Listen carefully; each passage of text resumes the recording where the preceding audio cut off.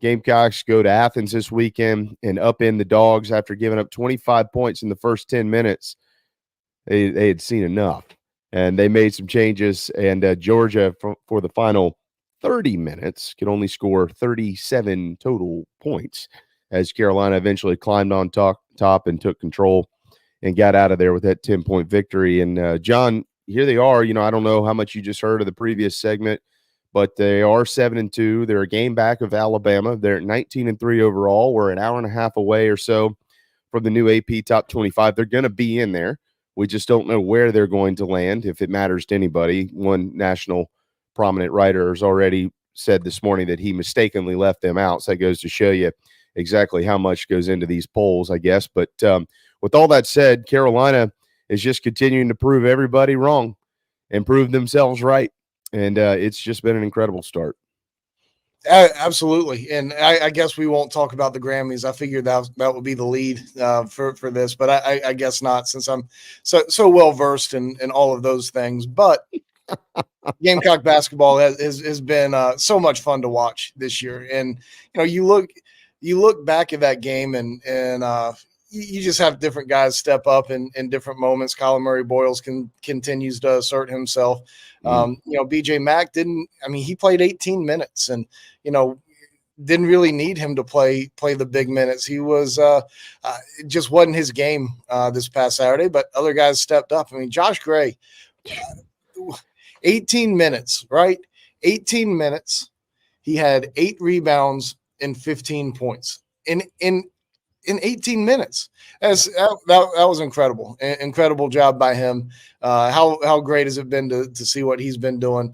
But like you said, it's been neat to see different guys stepping up in different moments, and there's so much more than just one or two guys who are carrying this team.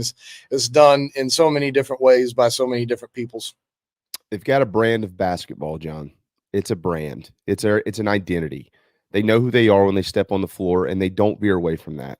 And when things were going kind of wonky early on Saturday, I know personally there wasn't an ounce, a fiber of my body that thought, it's going to be a long day. And that happens a lot with this basketball program. You can tell early in games, oftentimes, not this year, but in previous seasons, right, where you're like, you sit there and cover it. You know exactly what I'm talking about. You'll be 3-4 minutes into a game and go, it's just not tonight. Not tonight. But that wasn't that like Saturday. I didn't feel like that at all. I felt like these guys at some point in time, they're going to force Georgia to do what they want to force Georgia to do. And they'll just keep doing what they do. And this thing's probably going to get turned around. And it did. And, they were at the end of the game, just easing on out of there. Sure.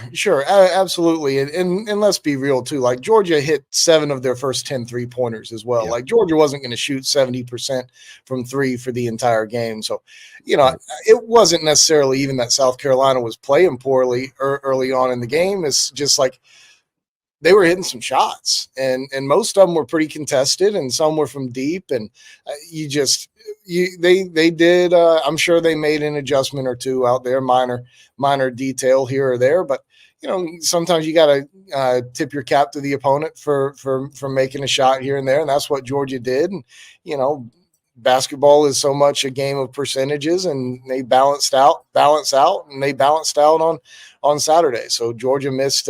They didn't make a 3-pointer in the second half, and South Carolina was able to kind of assert its will. So Georgia, sorry, go ahead. Well, Georgia, if you watch Georgia this year too, they do have a bad. Like, the game in Columbia was kind of an anomaly because they started well, got behind by 9 second half, and then came back on Carolina. They've blown significant leads, especially at home this year, to Tennessee and Alabama both. They're not great finishers. They're either down at Florida, they were down about 20 and came all the way back, tied it, and then lost it at the end. So they are kind of inconsistent. So I'm with you guys in the sense that like that dude with the ponytail was just jacking him up and just couldn't miss. He was looked like Pistol Pete out there for a while. Usually that would bother me, but I was pretty calm. I was like, it's not going to last. So spot on with that call. Yeah. And I think too, this is such a team. Miles Studi, look what he did in the game in Knoxville, and didn't have a point Saturday.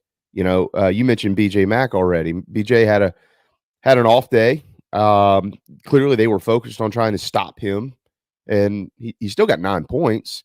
I went to the free throw line, but these other guys, it's like, it's such a brand, it's a team brand of basketball. They just step in and do what they need to do. Colin Murray-Boyles was sensational. You mentioned Josh Gray. I mean, the dude deserves a big old bear hug. I mean, think back to what he was going through. Remember when he walked off the floor, John, before the end of the game a few weeks ago? He was frustrated. He hadn't played, didn't play. Remember he walked to the locker room, team shook hands and all that. Clearly, he was frustrated. If you've ever been an athlete before and you don't play for some reason, or you're not playing well, or both, and we've all been there.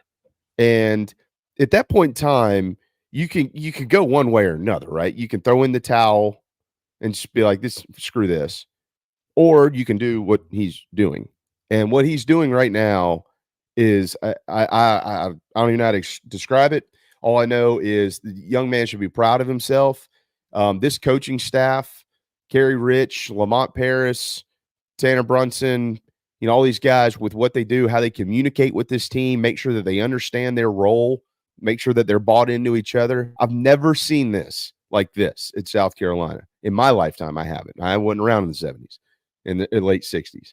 But this brand of basketball, the way that they share the love week in and week out, day in, day out, game in, game out, and you don't know who's going to be the star, it's something that's just crazy. It's incredible.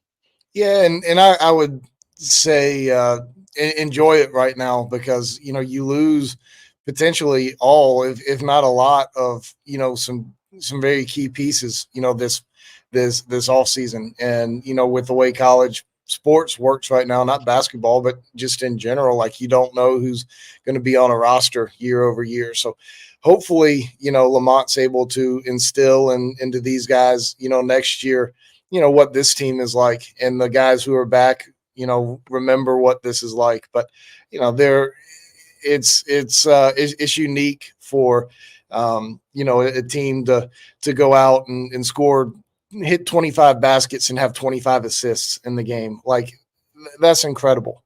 That's absolutely incredible to have 25 assists on 29 made shots. You don't see that. So this is unique. So enjoy what this team is right now, because they get after it defensively, they share it offensively, they get good shots. It's a treat to watch. Some of those passes look like the Harlem Globetrotters out there. Saturday, the passing was on full display.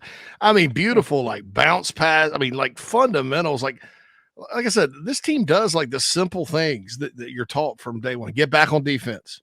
Try a bounce pass here. Those kind of things your coaches used to tell you growing up. That same thing, man. And it is a thing of beauty. I think one thing with this hire that I missed, I'll just go ahead and take the blame here, and that maybe some other people missed because we did not see it with last year's team, is we missed that this style of play. And there was some question as to whether or not he'd emulate Wisconsin or not. He definitely is emulating them this year. This style of play in the Southeastern Conference is a special preparation. The SEC in basketball is full of athletes. Teams try to out-athlete you. Not the best basketball skilled conference out there, but dude, everybody's got that dude, like dudes that can jump out the gym, rebound, play defense, skilled athletes. Nobody's really dying to go to this style of basketball in our league, but the Gamecocks. So that makes the Gamecocks. I mean, you look at and you start guarding these guys, the AAU stars, the prima donnas, for 40 minutes a game. They don't like that because they've never seen anything like it. Maybe at their high school once or twice. Kentucky. Yeah, they don't like it at all. I mean, and you look the last 3 games, Tennessee, Carolina. I mean, probably Kentucky, Tennessee, Georgia, because Georgia's got great athletes. They're just young. Those teams literally look like they want to throw up at the end of the game. And Carolina was just all over them. I mean, it's frustrating. And so I think when you look at this program, one NCAA tournament in 19 years under all these different styles, and we've had people try to do different things, this style of play can kind of get you ahead without maybe having to go sign the Fab Five or something. This style of play is different for this league. And just like in football, when you're a special preparation, it gives you a little bit of an advantage. What do you guys think about that? Yeah, I mean, I agree with you. I mean, I certainly agree with you. And, I didn't know exactly what it would look like, under Lamont, but this year specifically too. They I know that they have wanted to build their roster predominantly on high school kids, and that's not what this team is. And they needed to get better quickly to be able to bring in high school talent. And going forward, looking at recruiting classes and what they're doing in the 25 class and probably beyond that, is going to be heavier on high school kids. There's always going to be a portal element, but Lamont is certainly probably ahead of the schedule on what most folks thought he could do at this program. So he adjusted from year one to year two and how he wanted to attack this thing. And, he got old quick, and those old guys have been really, really, really good. Yeah, and one of those guys is Talon Cooper. I don't know that they'd be able to do this without this cat. I mean, Carolina's had a lot of really great point guards over the years, dudes that we've all fallen in love with. And but this guy, he's John. I think the best way that I would describe him when I watch him play, game in, game out, is he's whatever you need him to be in that game. He's always going to be a steadying presence. But like, there's some games where, like, hey, Talon, we kind of need you to hit 3 or 4 threes this game. Okay, Talon, we need you to kind of dish it 7, 8 times. Just don't turn it over. Make sure other guys.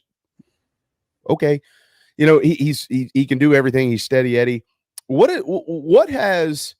I mean, he's been a really good basketball player throughout his collegiate career. I'm not saying that he hasn't been, but going back and studying also who he has been, what type of player he's been, I feel like this is a little bit of a different level. And he's been able to bring, you just mentioned transfers. He's kind of brought them all together on the floor. He's brought these young guys along. Morris Ugasuk follows him around, apparently wants to beat Talon Cooper, which is really neat to see. What is a guy like Kerry Rich maybe meant to him? Kerry was a heck of a player at South Carolina. JC was talking about the recruiting. Don't they call Kerry Rich the godfather of South Carolina recruiting thing?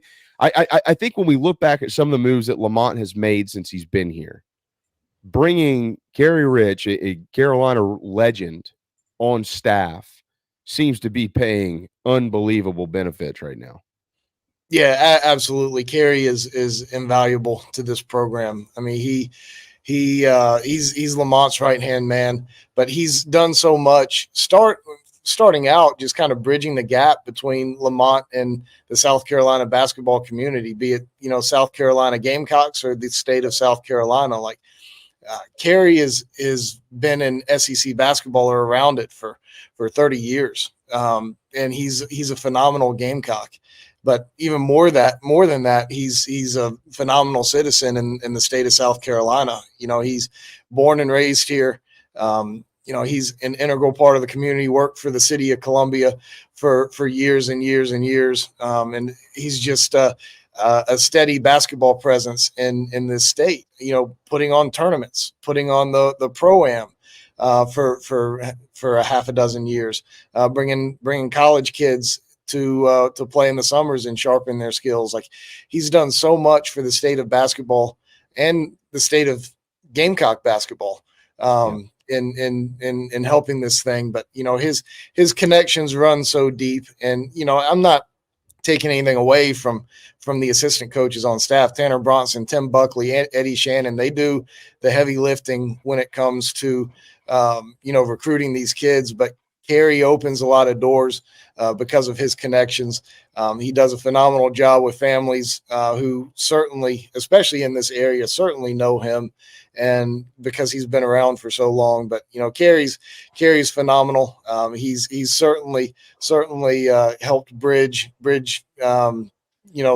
Help Lamont and his staff come in and integrate themselves into the state and the university. And, this program wouldn't be where it is without him in the role that he's in. Yeah. And By the way, credit Ray Tanner for facilitating that, because my understanding is Tanner's the one that told Lamont, hey, you probably need to hire this guy. Yeah, and Ray doesn't get his hands in and forces that, but he'll lead you down the road. he'll lead you down the road, and it's your job to walk down it. But he's going to hold your hand and help you sometimes, and that was a part of it for sure. That's a very nice way to put that. I'm glad that JC said that too, because I didn't think that guy could do anything right. I guess he's good for something every once in a while. Well, there's that storm in California we got to blame him for today. There's going to be flooding out there. Ray Tanner he also lost the men's tennis match to NC State on Friday. So between our tennis and 1,000-year storm in California, we must fire Ray Tanner now. Ray Tanner. I think too, one of the things that's really neat about this, like I saw a picture after the game Saturday, and Trey Kelly was standing there with Carey, and one of my favorite all-timers, because I was a kid and I just love watching this guy play ball, Ryan Stack. And who am I missing? There's another one in that photo. Somebody help me here. There was 4 of them. I missed the photo. Anyways, these guys, they went to Athens to watch him play, and you behind the bench, oftentimes if you're in the CLA, you'll see it. If it's on TV, pay close attention when they zoom in on the bench. There's always now a pretty large handful of former players, John, that are sitting back there pulling this team through from different eras. I mean, I mentioned Trey and I mentioned Ryan. Well, they sure didn't play in the same, they were part. So it's really neat to see you with Carey too. I mean, Lamont's new to this program. Carey ain't new to this program. He knows everybody who's ever come through Gamecock basketball, and connecting the past to the present to the future. Like, that's how you do things. That's what Gamecock baseball has done for years, and it works. Look at Kentucky basketball and all these places. Those things work. So I'm really neat to see that angle too. It's good to have these guys around. Apparently it's Michael Glover. Michael Glover played during the Felton. Ryan Speck, Trey Kelly. Felton era. He was from Keenan. Yep. Sorry, kid. Sorry, Michael. Yeah. And speaking of the Felton era, Talon Cooper, you want a player comparison from back in the day? He's kind of a thicker version of one Barry Manning, who played point guard during the Felton era, whose daughter actually is a volleyball player at Carolina now, or was recently. So Barry Manning was that bigger point guard. He could D you up. Probably didn't ever have a complete year. He got hurt like one of the years. I think it was the year they went to the NCAA tournament. Probably didn't have the year like Talon's having individually now, but he was really solid for all 4 years. I think he's Lower Richland or Eau Claire, one of those schools. Big time recruit for Felton, but that's kind of who Talon reminds me of a little bit. John, kind of setting up the work week here for Gamecock basketball. You got back-to-back home games. You've got a quad 2 opportunity tomorrow night against Ole Miss. And then you got Vanderbilt, and of the 9 remaining games, if you said, is there a must win on the schedule? Yeah, it's Vanderbilt. Don't get beat by a quad 4 team at home. Outside of that, they'll have to go on the road for 4 times in their remaining 9. All 4 are quad 1 opportunities. But these 2 teams coming in this week give the Gamecocks a chance to get to 9-2, John, and maybe looking up at the end of the week and sitting alone, or at least tied for first place in the SEC. Your thoughts on how this is kind of unfolding here, and I guess it's okay to start talking about the potential of winning the Southeastern Conference. Man, who would have thought that? I think tomorrow night is certainly going to be a pretty tough test. One you gotta navigate, need to navigate to keep things on the right track. Mississippi is a team that they got pipped at the end against Auburn the other day, but they hung with them and were good, and I think they'll hang with South Carolina and be good. They get after it from a defensive standpoint.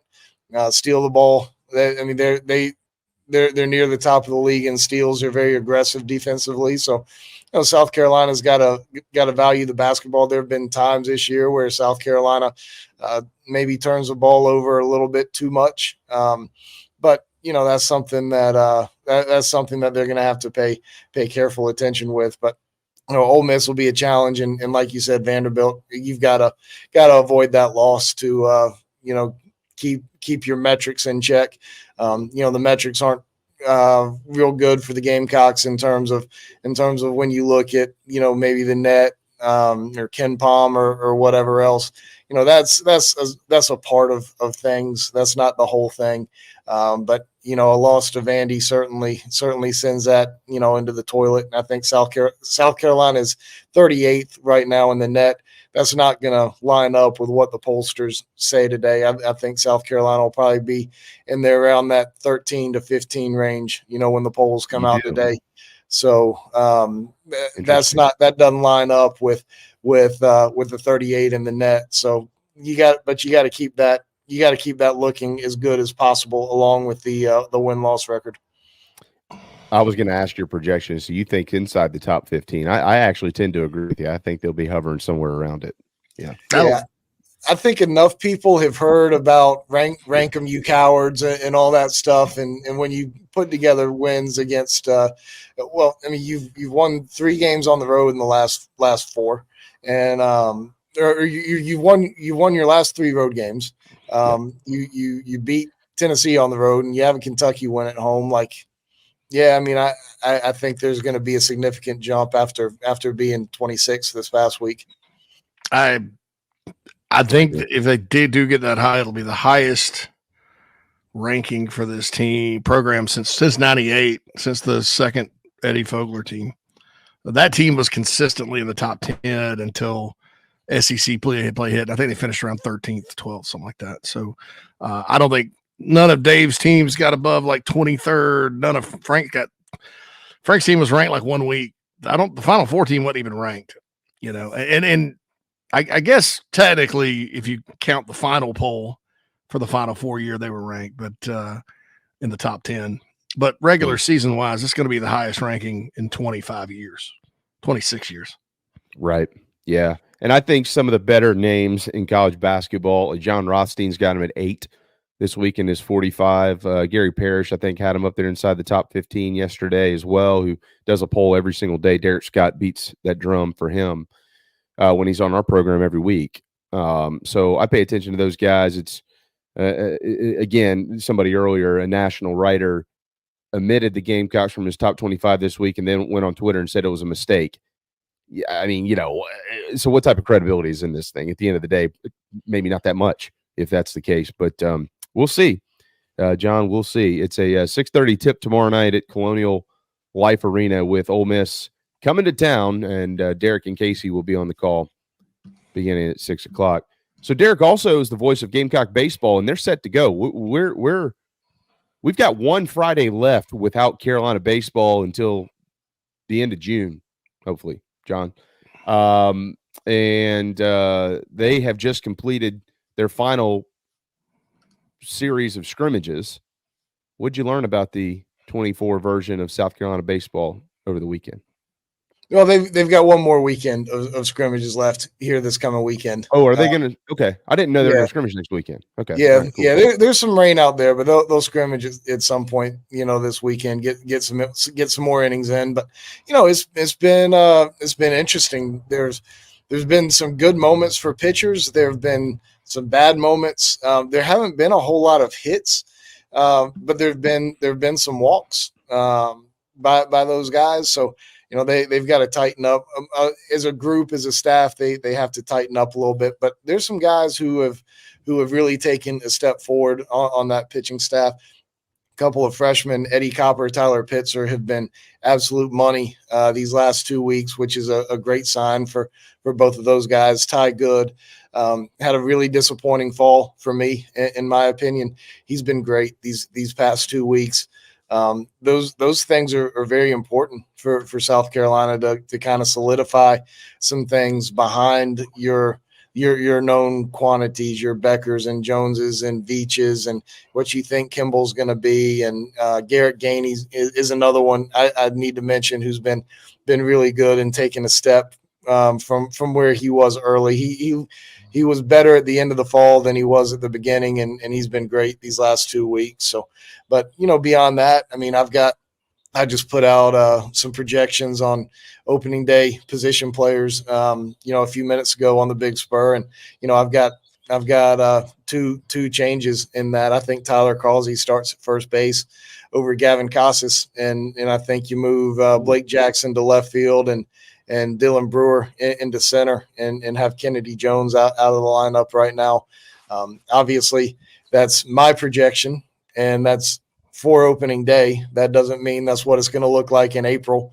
And that doesn't, I mean, that's just kind of my thoughts on it too, based on what I've seen. So, there's been some good, there's been some change, and there's certainly some areas that need to get a little bit better. How much better is Will Tippett's back going to be this year, John? A lot. Yeah, a lot. It's going to be much better in every way. And, I think most people by now have heard me say it, but if not, Tippett played late last year, from really the, whatever the series before Kentucky was, I can't remember which it was, maybe Auburn, whatever the series before Kentucky was.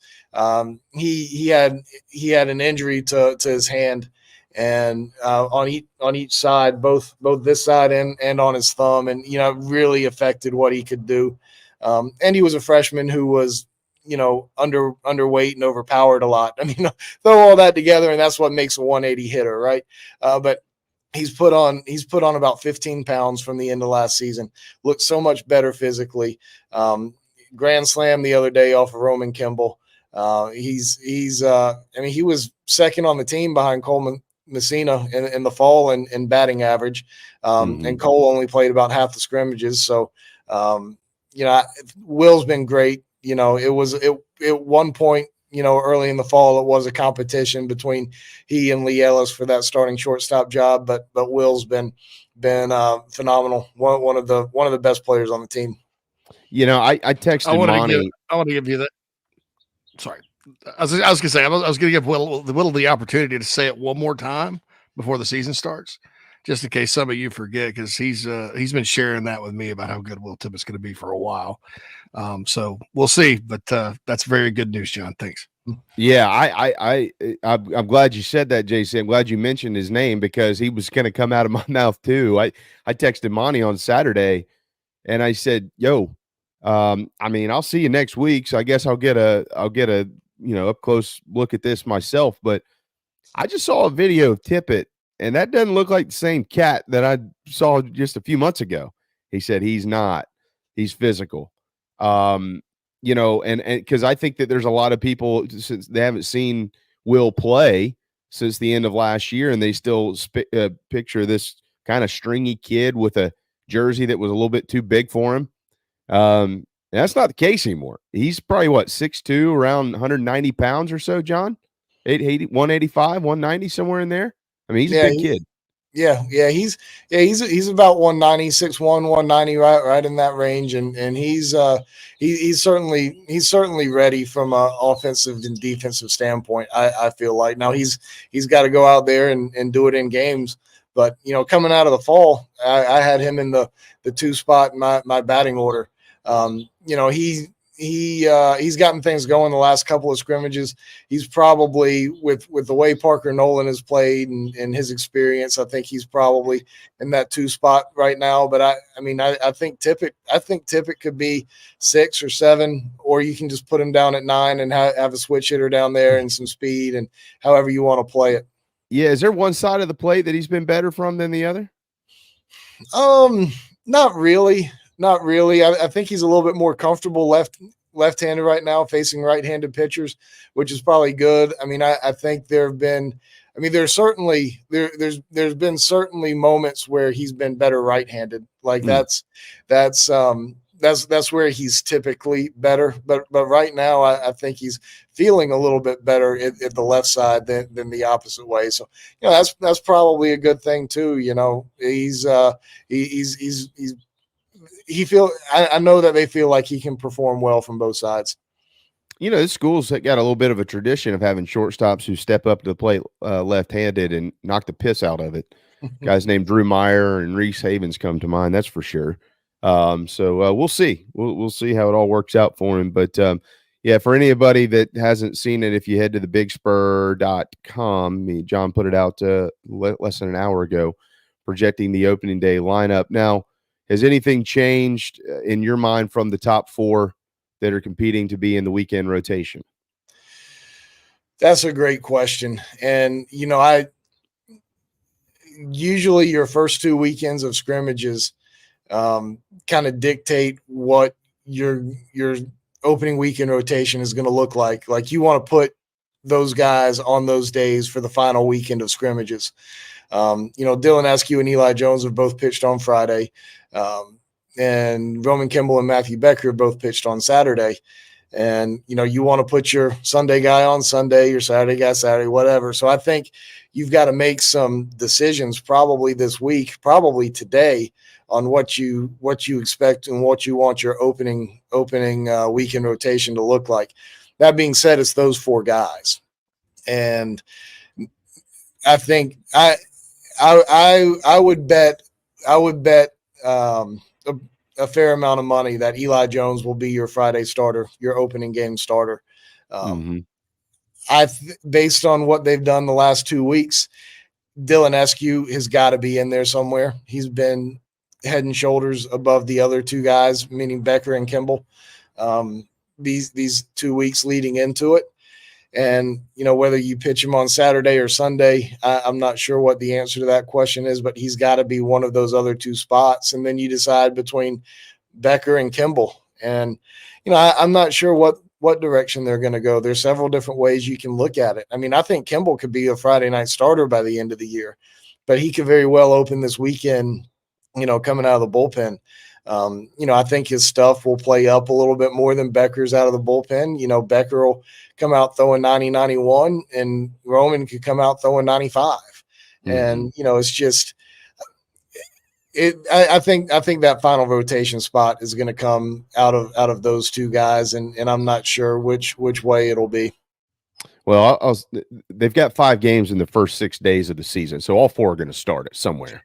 And everybody's going to play. I don't know if one of those guys will end up starting a midweek game based on what they do, in the this weekend, how they handle innings. But every pitcher is going to pitch because everybody's still kind of getting their arms up and kind of limited on pitch counts anyway. And when you play 5 early, that stretches everybody. So yeah, everybody's going to pitch. If you're on the roster and you're healthy, you're throwing. Yeah. So. And there's a couple of guys on the roster who aren't healthy yet either. So that's going to tax the guys who are healthy a little bit more, but everybody's going to be throwing. Quick reminder, we will speak with every assistant coach for Carolina baseball between now and sometime early next week. We do have Matt Williams already scheduled to be here with us on Friday at 12:30. He's the pitching coach. So we'll talk to old Matty and figure out we'll tell him to give us the scoop. Just tell us here. Don't worry about telling your team. Just tell us first. John, did we miss anything, or are we good to go? Are you ready? You good to go to lunch now, or do you need to drop any more dimes before you get out of here? Well, the women's golf team won their tournament out in California. Today's final match against Texas got rained out, so because they won more holes and more matches than than Texas, they are crowned the champions after beating number 1 Wake Forest yesterday. So right. Yes, golf clap for the women's golf team. Yeah, very nice. Did they give the horns down, or are they not allowed to do that out there in California? I don't know. That's a great question. I'm going to have to hit up Michael Debates over there and see what we can find out. But yeah, I think that's a very legitimate question. But it's been a nice little start to the 2024 calendar year across Gamecock athletics. I feel like so. It's been a nice little month and a week.